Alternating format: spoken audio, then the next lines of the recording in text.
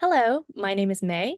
I'm a PhD student at the Stanford University Graduate School of Education, and I'll be presenting today about our study titled More Than Model Documentation, Uncovering Teachers' Bespoke Information Needs for Informed Classroom Integration of ChatGPT. This work was funded by the National Science Foundation and the Institute of Education Sciences. By January of last year, just a few months after the release of ChatGPT, it became clear even from the national headlines that this conversational AI interface has presented immediate and significant impacts on the education domain.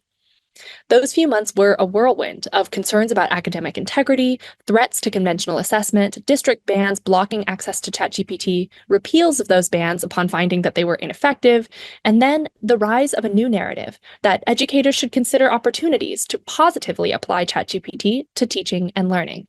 Don't ban ChatGPT, teach with it. But how? Over the next few months, teachers were tasked to test out ChatGPT's capabilities, to learn about the technology, and then thoughtfully, knowledgeably, and purposefully integrate ChatGPT in their classrooms. Of course, this is easier said than done. Technology integration in education has long been a story of inadequate training and support, and ChatGPT has even more technical complexities and even fewer facilitating resources. ChatGPT, in fact, puts teachers in direct contact with the versatility of generative AI models. And in this new paradigm, teachers are not just the users of ChatGPT, they are the developers and the designers. To make learning experiences from these models, teachers now also need the kinds of information that are traditionally reported for developers in model documentation. Is it biased? Is it safe? Is it accurate? Where does it get its answers from? So by August of last year, OpenAI had started to compile this information in an educator FAQ. But by February of this year, a year and a half after the release of ChatGPT, teachers' reception of the tool has become icy. And in the School of Education, we regularly hear from teachers that they still don't know what they're supposed to do with ChatGPT. So what happened? Why didn't the rush of information in the past year help? Well, we conducted a study in the summer of 2023, in the middle of this push for ChatGPT integration, in order to investigate how teachers were making sense of this tool and its place in the classroom. How were teachers seeking out and evaluating the information available about ChatGPT? How did they go about testing out this tool? How did they come to learn about its technical capabilities and then its pedagogical utility? And in the process, what can we learn about how AI transparency and documentation frameworks have to be adapted in order to support the information needs of teachers as they interact directly with generative AI models? And what can we learn about what it takes to prepare teachers to take pedagogical advantage of ChatGPT's capabilities? Now, in the spring of 2024, when we don't see national headlines about ChatGPT in education anymore, and when the efforts towards classroom integration have grown stale, the answers to these questions, we believe, have only become more relevant. We conducted semi-structured interviews with 22 experienced teachers. We focused on a middle and high school context, and because of the media spotlight on students' use of ChatGPT for writing assignments, we focused on recruiting teachers in ELA, social studies, history, humanities, and other subjects where student writing is a major part of instruction. We held these interviews on Zoom, and they lasted between 90 and 120 minutes.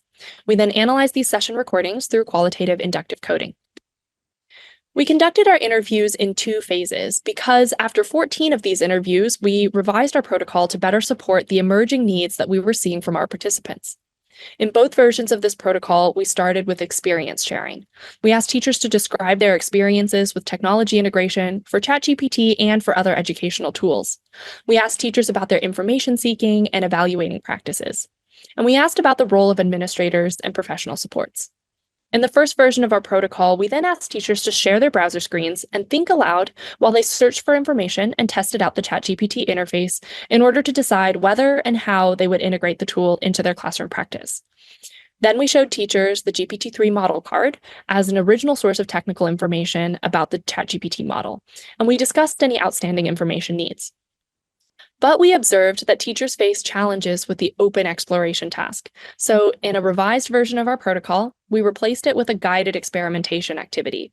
In these last 8 interviews, the interviewer took a more active role to scaffold teachers' exploration. We helped teachers to elaborate their requirements for one possible application of ChatGPT, for example, generating essay prompts or written feedback for student work. And then, while teachers shared their browser screens, we also scaffolded their prompting while they experimented with ChatGPT's capabilities. We organize our findings in 3 major categories. First, we documented teachers' information seeking, sense making, and their information gaps. We find that district support varies when it comes to technology adoption, but in each of our interviews, teachers reported more district-led and company-led support for integrating other edtech tools compared to ChatGPT. They were used to comprehensive user guides from company websites, organized professional learning, and administrative guidance on requirements, procedures, and learning goals. But ChatGPT is not a dedicated edtech tool. We find that the lack of formal training and comprehensive resources led teachers to Twitter posts, podcasts, news sites, blogs, and TikTok, unconventional sources that are usually seen as supplemental, with abstract bites of information usually disconnected from teachers' own contexts. Teachers also told us that their biggest information gap was about finding learning relevant use cases for ChatGPT. They wanted administrative guidance on the pedagogical goals of integration. They said they were unsatisfied with articles like 10 ways to use ChatGPT in the classroom because they were too abstract. Instead, they wondered, what does our district want us to do with it? More than just some samples, what are the applications that I'm missing? As teachers found resources that seemed to narrow down the possibilities for using ChatGPT, use it to make a lesson plan, use it to grade papers, they actually instead wondered about the breadth of its pedagogical utility. Teachers found the model cards interesting and relevant, but they worked hard to contextualize this information and to put it in terms of their own classroom tasks. Forget about performance on standard language model benchmarks. Tell me how accurate it is at summarizing an article about Eleanor Roosevelt. Great that we know that the training data is composed of text that were posted to the internet, but does ChatGPT have knowledge of my textbook? What about the historical documents that we're working with? What about less commonly cited works of literature that we're reading? This information matters for classroom use cases. This teacher said, if I knew that ChatGPT has never read a book by a Black author, I might not ask it that question in the first place. Next, we also documented the ways that teachers approached exploring and experimenting with ChatGPT's capabilities. To start, teachers mostly repeated documented use cases, like creating lesson plans or generating an essay as if they were a student trying to cheat, editing grammar, or performing a Google search. Their exploration was rooted in, what have other teachers done? What did I see in that article? What are things that I use technology for already? Teachers were almost always unimpressed or disappointed with the results from these interactions, but they repeatedly came back to these known patterns. And because of this stuckness, we adapted our protocol to start helping teachers to think outside the box. We also found that teachers faced major barriers with prompting the open-ended interface. This teacher said, I'm kind of stuck. It almost feels like I need to know how to engineer the right thing. I guess I'm comparing it a bit to a Google search, like what's the best keywords to put in to get the right output. All teachers in our interviews used short inputs, not longer than a sentence. So when we adapted our protocol, we encouraged teachers to elaborate on their instructional contexts and describe students' learning needs. We taught teachers to use follow-up prompts and to tell ChatGPT what it gets wrong and to introduce new information to refine their outputs. Another big factor that turned teachers away from exploring ChatGPT was its lack of pedagogical context. Aside from the occasional inaccuracies, the false citations, the overwhelming length and complexity of its language, even at its best, ChatGPT does not behave like an educational agent. This teacher asked ChatGPT for feedback on a piece of student writing and received a long list of harsh criticisms. They said, this does not help developing writers. This would shut somebody down. Another teacher asked to modify assignment instructions for English language learners, but they found that the output had removed important subject-specific vocabulary. And finally, we documented teachers' integration support needs. These are needs that are not met even with more or better information about ChatGPT's capabilities. First, we find that teachers need mechanisms for administrative oversight. This teacher said, would there be any way for the school to know if kids were asking things that were worrisome, whether it's self-harm, weaponry, or abuse? Is it built in? Teachers worried about preventing student misuse and restricting student access to harmful content. They worried about privacy and security of student data and parental access to ensure student safety. Second, we find a troubling documented pattern of shifted accountability, where teachers assume personal responsibility to compensate for unmet needs. Teachers quickly accepted that they would need to manually revise ChatGPT output. Teachers were willing to let it slide when they saw factual errors or pedagogically inappropriate content. Teachers also saw it as their own responsibility to avoid the harms of model biases. I don't know that I would ever ask it a question that would give it a chance to say something horrible, right? This forgiving attitude towards ChatGPT is an additional burden on teachers, but what's more is it also creates a false sense of agency. This is a cultural problem with technology development, and transparency and documentation alone cannot equip end users with evaluation standards and mechanisms to affect ethical deployments. And finally, we find that integrating ChatGPT will significantly disrupt not only teaching and learning, but also, and importantly, a myriad of everyday classroom routines that are all unique to teachers' individual circumstances. These procedural adaptations don't often get as much media coverage as instructional suggestions, like use ChatGPT to save time and generate discussion questions. But defining these small procedures to manage and monitor student use of ChatGPT is necessary for effective integration. And teachers told us that they felt like they were shouldering this responsibility alone on an ad hoc basis. So, what does this mean for how we do model documentation for generative AI models that are then taken up directly by domain practitioners?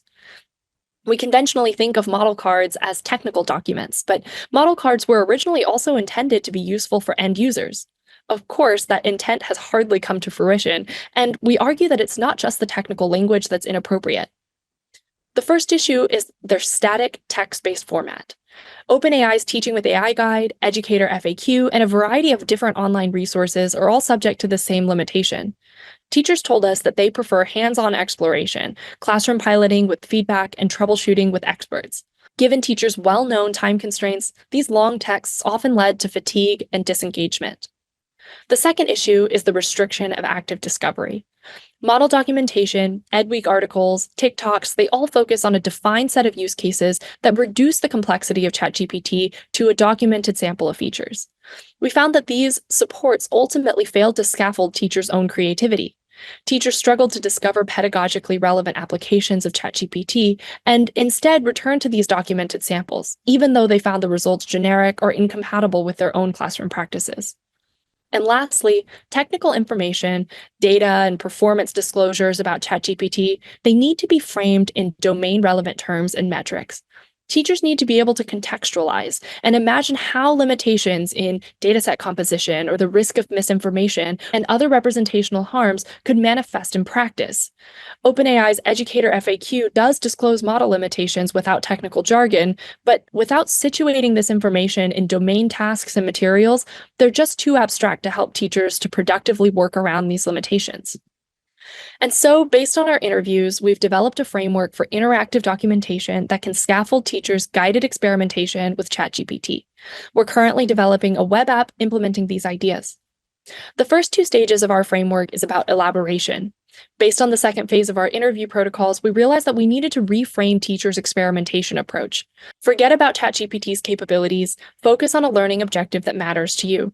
Focus on why that objective is challenging for your students, and focus on describing these contextual factors to ChatGPT in an elaborate prompt. The next stage is about exploring the multiple generative capabilities that may address the stated student needs. Should ChatGPT be used to prepare instructional materials or as a learning tool?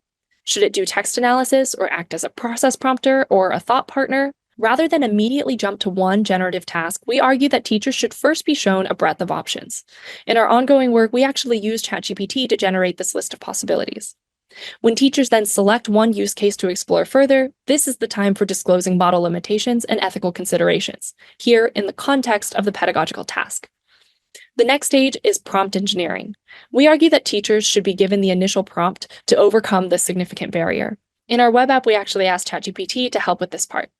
But then we can scaffold teachers' understanding of prompt engineering by asking teachers to identify what ChatGPT does wrong and to iteratively modify the prompt to produce a more appropriate output. Here's an opportunity for teachers to report model failures and biased, inaccurate, incomplete, or otherwise inappropriate outputs. And finally, the most difficult stage is classroom coordination.